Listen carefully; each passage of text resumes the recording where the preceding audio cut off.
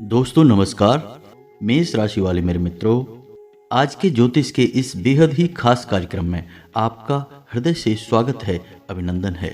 दोस्तों, नवरात्रि के इस पावन पर्व में आपके जीवन में होने वाली हैं 3 बहुत ही महत्वपूर्ण घटनाएं। जी हाँ दोस्तों, इन 3 घटनाओं का प्रभाव आपके जीवन पर इतना गहरा होने वाला है कि आपका संपूर्ण जीवन ही बदल जाएगा। साथ ही साथ माता लक्ष्मी भी आपके घर में प्रवेश करना चाहती हैं और आपकी धन संपत्ति को लेकर, रुपए पैसे को लेकर जो भी समस्याएं जीवन में चल रही हैं, वे समस्याएं पूर्ण रूप से समाप्त होने जा रही हैं। तो कौन सी हैं ये 3 महत्वपूर्ण घटनाएं और किस रास्ते से माता लक्ष्मी आपके घर में प्रवेश करेंगी, इन सब बातों के बारे में आज के इस वीडियो में हम आपको बताने जा रहे हैं। दोस्तों, हम आपके लिए जो जानकारी लेकर आए हैं यह बेहद ही खास है। यह आपके जीवन में क्रांतिकारी बदलाव ला सकती है, आपके लिए हीरे मोती के समान है। तो आप इस वीडियो को पूरा देखें, बिल्कुल भी इस वीडियो को मिस ना करें। इस वीडियो का एक एक भाग आपके जीवन के लिए बेहद ही महत्वपूर्ण है। हम आपको बता दें कि कुछ बात है जो आपको जानना बहुत आवश्यक है। आप उससे पूरी तरह से अनजान हैं, क्योंकि आपकी राशि के जातकों के अंदर एक विशेष गुण यह पाया जाता है कि आप लोग दूसरों को खुश करने की भावना में और निस्वार्थ भाव से कार्य करने की भावना में इतने खोए रहते हैं कि आप अपने जीवन के बारे में ठीक तरह से विचार नहीं कर पाते हैं, मंथन नहीं कर पाते हैं। तो इस वजह से आप उन बातों से चूक जाते हैं जो कि बहुत ही महत्वपूर्ण हैं और आपके जीवन को बदलने के लिए आवश्यक हैं। तो आज के इस वीडियो में हम आपको वह महत्वपूर्ण बात भी बताने जा रहे हैं, उसे आपको जानना बहुत आवश्यक है। अन्यथा सब कुछ प्राप्त करने के बाद भी आपका जीवन खोखला ही रहेगा और खालीपन आपके जीवन में हमेशा बना ही रहेगा। हम आपके लिए दिन रात एक करते हैं, बहुत मेहनत करते हैं और आपके लिए जो सर्वोत्तम ज्ञान है, सबसे ज़्यादा महत्वपूर्ण जानकारी है, वह लेकर आते हैं। बदले में आपसे बस इतना चाहते हैं कि आप हमारे वीडियो को पूरा देखा करिए। साथ ही साथ यदि चैनल पर पहली बार आए हैं तो सब्सक्राइब करके बेल आइकन को दबाकर हमसे जुड़ जाएं। हमारा मनोबल बढ़ेगा और हमारे वीडियो के माध्यम से आपके जीवन में क्रांतिकारी बदलाव आ जाएंगे, इस बात की हम गारंटी देते हैं। क्योंकि दोस्तों, जो भी ज्ञान हम आपको देते हैं, जो भी बातें हम आपको बताते हैं, वे बातें साधारण बातें नहीं हैं। उन बातों के बहुत बड़े ज्योतिषीय और शास्त्रीय प्रमाण होते हैं। हम यूं ही किसी भी बात को आपको बताने नहीं लगते हैं। हम पहले खुद उन बातों को अच्छी तरह से जांचते हैं, परखते हैं, फिर उसके बाद उन बातों के प्रभाव को भी जांचते हैं, तभी हम आपको उन बातों को बताते हैं। जो बातें हम आपको बताते हैं, उन बातों को यदि आप अपने जीवन में जस का तस उतार लेंगे तो आपका जीवन निश्चित तौर पर बदलेगा। तो चलिए वीडियो की शुरुआत करते हैं, लेकिन इससे पहले आपसे एक निवेदन है कि कमेंट में पूरे भक्ति भाव के साथ जय मां भद्रकाली अवश्य लिखें। माता का प्रेम, आशीर्वाद और कृपा आपको प्राप्त होती रहेगी। दोस्तों, आज के इस वीडियो की शुरुआत करें इससे पहले हम आपको एक बहुत ही ज्ञानवर्धक कहानी बताते हैं। इस कहानी को जानने के बाद आपका जीवन को देखने का नजरिया बदल जाएगा, अपने प्रति आपके विचार बदल जाएंगे। जी हाँ दोस्तों, तो एक बार की बात है कि एक गुरु हुआ करते थे और उनके कुछ शिष्य हुआ करते थे। तो शिष्य की शिक्षा समाप्त हो चुकी थी, तो गुरु ने कहा कि अब तुम्हारी शिक्षा समाप्त हो चुकी है, तो संपूर्ण शिष्यों को अब आश्रम से विदा होना होगा। लेकिन इससे पहले हम आपकी एक आखिरी परीक्षा लेना चाहते हैं। तो शिष्य राजी हो गए। तो गुरु ने कहा कि अगले दिन सभी आश्रम के बाहर इकट्ठे होंगे और एक दौड़ का आयोजन किया जाएगा, और जो व्यक्ति दौड़ से वापस सबसे पहले आएगा वही विजेता होगा और उसे हम अपनी तरफ से कुछ पुरस्कार भी देंगे। तो सभी शिष्य अगले दिन इकट्ठे हो गए और उन्होंने अपनी दौड़ शुरू करी। तो जब दौड़ शुरू करी तो सभी शिष्य एक साथ वहां से दौड़े थे और गुरुजी वहीं आश्रम के बाहर बैठकर उस दौड़ को समाप्त होने का इंतजार करने लगे। काफ़ी देर के बाद जब संपूर्ण शिष्य एक एक करके आश्रम में वापस आने लगे और एक जगह पर एकत्रित हो गए, तो गुरुजी ने सबसे पूछा कि बच्चों, तुम सबने दौड़ एक साथ शुरू की थी, लेकिन अंत में सभी लोग अलग अलग क्यों आए हैं, एक साथ क्यों नहीं आए हैं? तो शिष्यों ने बताया कि गुरुजी, जब हमने दौड़ शुरू की तो हम सब एक साथ ही दौड़ रहे थे। तमाम तरह के रास्तों से होते हुए हम दौड़ को समाप्त करने जा रहे थे। तभी रास्ते में एक सुरंग आई। सुरंग अंधेरी थी और सुरंग में कंकड़ पत्थर बहुत पड़े हुए थे जो पैरों में चुभ रहे थे। तो इस वजह से कुछ लोग उन कंकड़ पत्थरों से बचते हुए निकलने की कोशिश में देर से आए और कुछ लोगों ने उन कंकड़ पत्थरों को अपने थैले में रख लिया ताकि दूसरों के पैरों में वो कंकड़ पत्थर ना चुभें, और कुछ लोगों ने उन कंकड़ पत्थरों की परवाह नहीं की और अपने पैरों को भी जख्मी करते हुए तेजी से दौड़ते हुए निकल गए, तो वे जल्दी आ गए। तो यह कहानी सुनने के बाद गुरुजी ने कहा कि अब उन शिष्यों को आगे बुलाओ जिन्होंने उन कंकड़ पत्थरों को अपने थैलों में रख लिया था ताकि दूसरों के पैरों में वो कंकड़ पत्थर ना चुभें।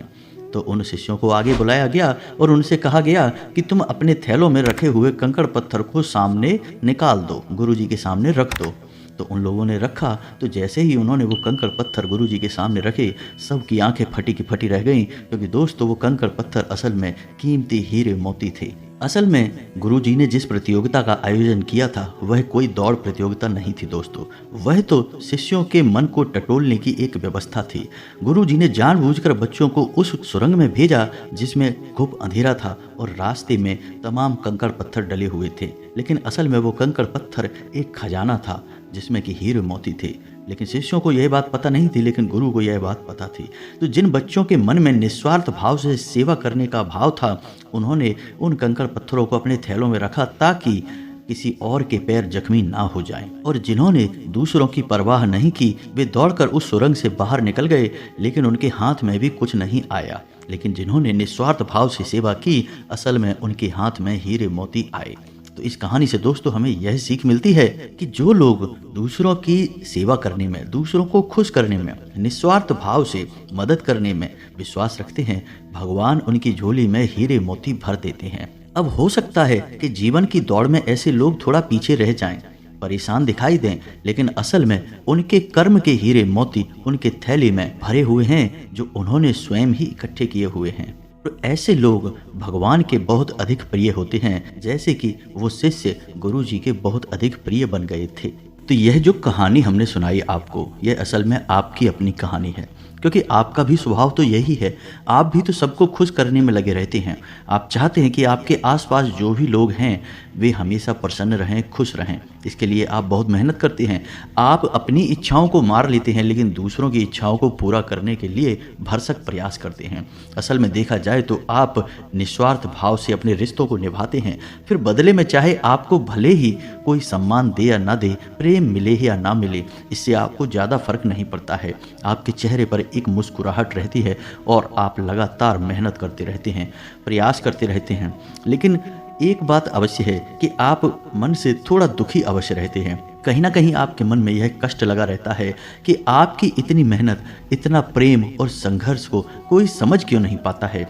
क्यों लोग आपको वह सम्मान, इज्जत, प्रेम नहीं देते जिसके आप असल में अधिकारी हैं। तो दोस्तों आप बिल्कुल चिंता मत करिए। आपका जो निस्वार्थ भाव है उसे मानव बेशक न देख पाए, लेकिन भगवान उसे अवश्य देख रहे हैं और आपकी झोली में कर्म के हीरे मोती भरते जा रहे हैं।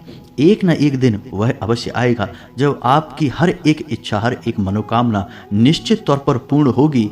आप जो भी कुछ अपने जीवन में चाहते हैं वह सब कुछ आपको अवश्य ही प्राप्त होगा। दोस्तों हम आपको एक बात और कहना चाहते हैं कि आप अपने आराध्य पर, आप जिसकी भी पूजा करें, वैसे तो आप बहुत धार्मिक प्रवृत्ति के इंसान हैं, लेकिन फिर भी हम आपसे कहना चाहते हैं कि कभी कभी आपके मन में भगवान को लेकर शंकाएं उत्पन्न होने लगती हैं।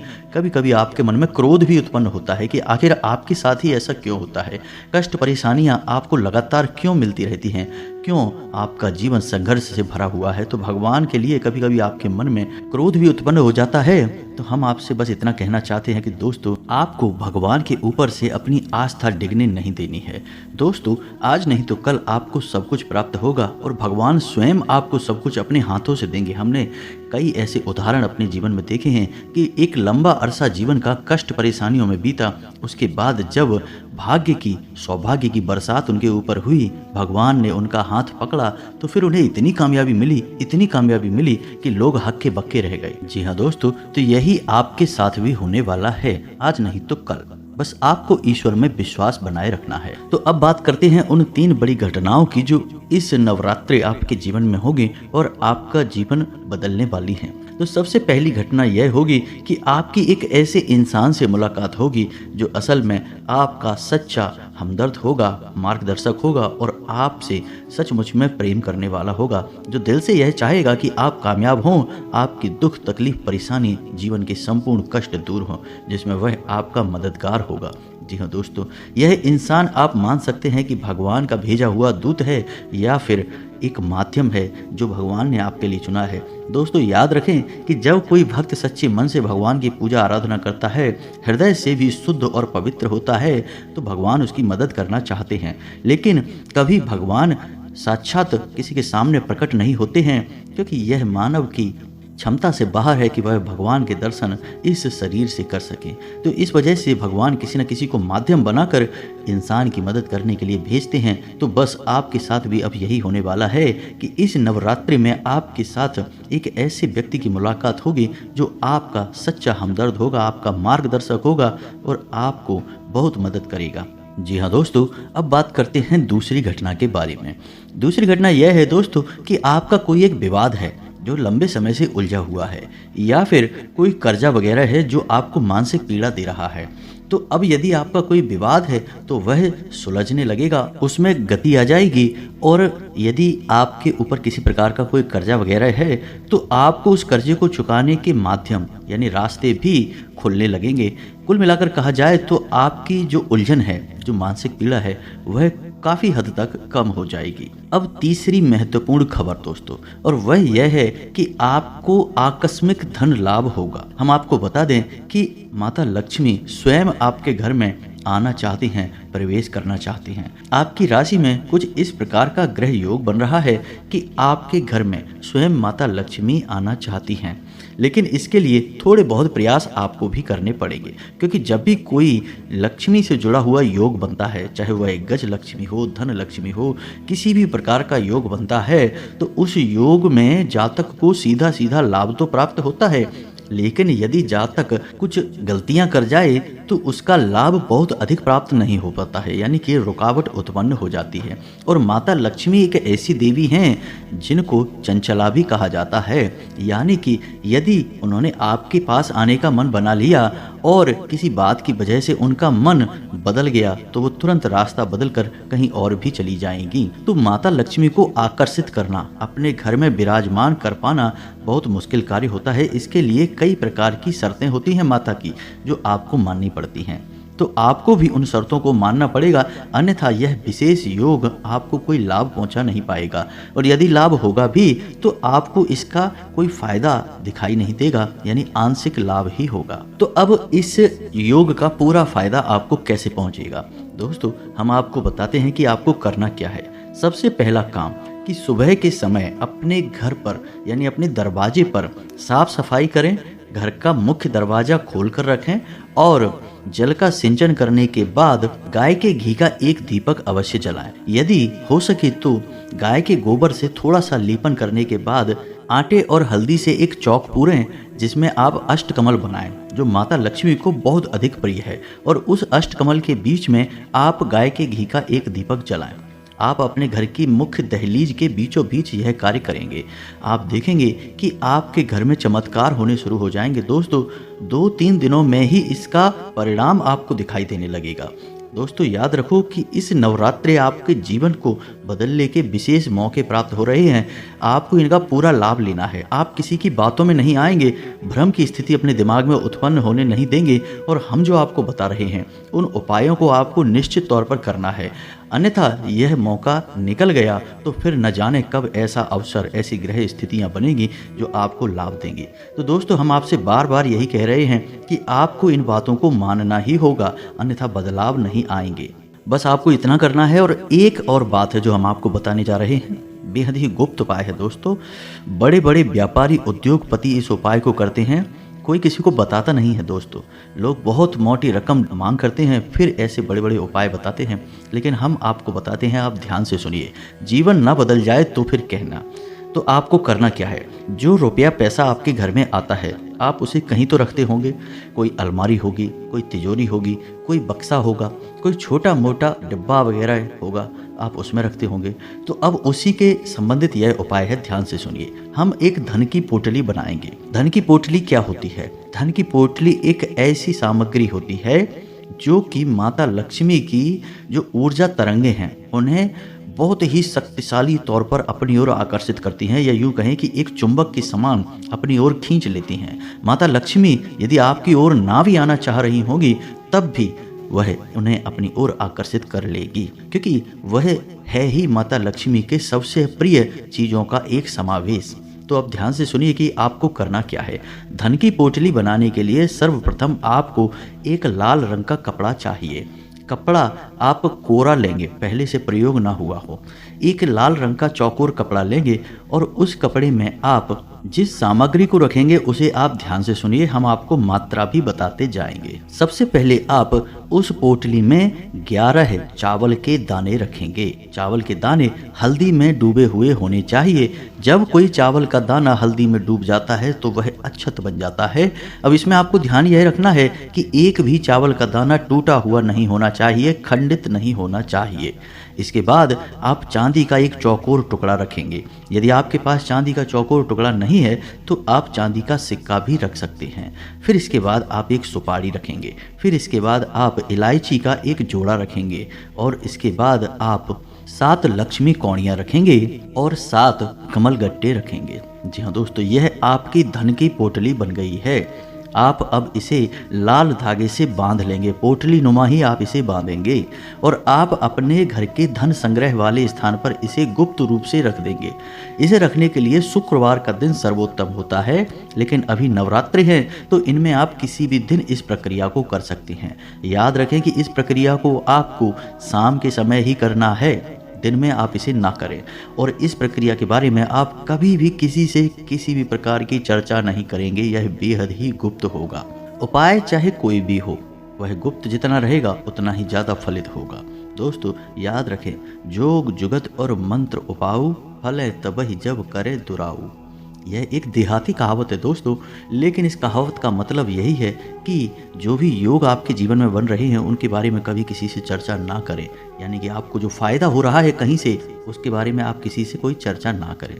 और जुगत यानी कि आप कार्य करने की जो भी गतिविधि लगा रहे हैं, दिमाग लगा रहे हैं, उसके बारे में भी किसी को ना बताएं कि आपने क्या योजना बनाई है, इसके बारे में भी किसी को ना बताएं। और मंत्र यानी जो भी मंत्र आप जाप कर रहे हैं उसके बारे में भी किसी को ना बताएं। और उपाय यानी कि आप अपने जीवन को सुंदर बनाने के लिए किन उपायों को आजमा रहे हैं, इनको भी आप किसी को ना बताएं। इनका फल ही तब प्राप्त होता है जब इन्हें गुप्त रखा जाए, किसी से चर्चा ना की जाए। तो बस इन बातों का आप ध्यान रखें। हम फिर से आपसे एक बात और कहेंगे कि पूरे भाव के साथ आप इन कार्यों को करें, इन उपायों को आजमाएं और निश्चित ही आपके घर में सुख समृद्धि आ जाएगी, आपका जीवन बदल जाएगा। सबसे बड़ी बात कि आपको मानसिक शांति और आर्थिक शांति प्राप्त होगी, आपके कर्ज समाप्त हो जाएंगे। दोस्तों इस नवरात्रि आपका जीवन बदल जाएगा। नवरात्रि के बाद आपका जीवन पहले के समान नहीं रहेगा। बस शर्त एक ही है कि आपको अपने मन का भाव सुंदर रखना है और ईश्वर में गहरी आस्था बनाकर रखनी है और किसी भी प्रकार की नकारात्मक गतिविधि में शामिल नहीं होना है।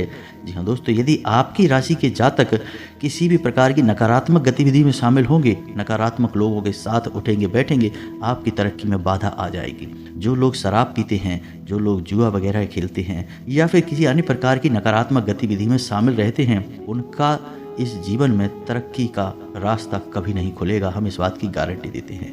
आपकी राशि के जातकों का विशेष यही एक दुर्गुण कह सकते हैं कि आपको सफलता ही तब प्राप्त होगी जब आप सकारात्मक होंगे, आध्यात्मिक होंगे। जी हाँ दोस्तों, बस हमें आपसे एक बात और कहनी है कि आप अपनी सेहत का भी थोड़ा ख्याल रखें, क्योंकि इस समय कुछ ऐसा आपकी स्थिति योग बन रहा है कि आपकी सेहत खराब हो सकती है। कमर और कमर से निचले हिस्से में आपको तकलीफें हो सकती हैं और पेट के इन्फेक्शन भी आपको परेशान कर सकते हैं। हाजमे से जुड़ी हुई समस्याएं भी आपको हो सकती हैं। योग, प्राणायाम और आध्यात्म आप अपने जीवन में शामिल करें। सुबह के वक्त जब आप सोकर जागें तो थोड़ी देर योग और प्राणायाम अवश्य करें। दोस्तों यह आपको आध्यात्मिक भी बनाएगा, मानसिक शुद्धता भी देगा और आपकी तरक्की में एक सीढ़ी की तरह कार्य करेगा, यकीन मानिए दोस्तों। तो इसी के साथ आज के इस वीडियो को विराम देते हैं। मन में यदि कोई भी प्रश्न उठता है तो आप कमेंट करके पूछें, हम आपको जवाब देने की पूरी कोशिश करेंगे। कमेंट में पूरे भक्ति भाव के साथ जय माँ भद्रकाली अवश्य लिखें, जय माँ लक्ष्मी अवश्य लिखें। माता का सीधा प्रेम और आशीर्वाद आपको प्राप्त होगा। जीवन आपका सुख और समृद्धि से भर जाएगा। मिलते हैं अगले ज्ञानवर्धक वीडियो में, तब तक के लिए धन्यवाद। जय माता की।